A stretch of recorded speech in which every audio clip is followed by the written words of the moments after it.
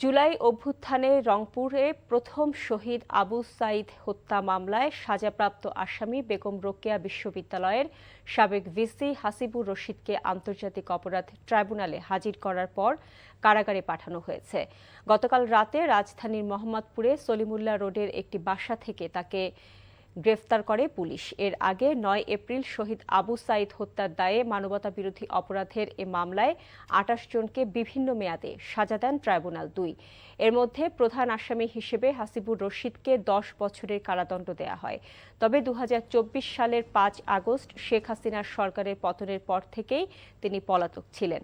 এদিকে আওয়ামী লীগ নেত্রী ডক্টর জান্নাত আরা হেনরি ও শামীম তালুকদারের আইনজীবী ব্যারিস্টার আব্দুল্লাহ আল মামুন অভিযোগ করেছেন, তার সাথে তার মক্কেলদের কথা বলতে মাত্র ৫ মিনিট সময় দেওয়া হয়েছে। অনুরোধ করছি এই সরকারের কাছে এবং এই সংশ্লিষ্টতার সাথে যখন আসামিদেরকে কোর্টে আনা হয় তাদের সাথে তাদের সংশ্লিষ্ট আইনজীবীরা যেন পর্যাপ্ত সময় নিয়ে আলোচনা করতে পারে, তাদের কাছ থেকে যেন সমস্ত ঘটনা বুঝতে পারে, কারণ সমস্ত জিনিসগুলি না বুঝলে কখনো হয় না।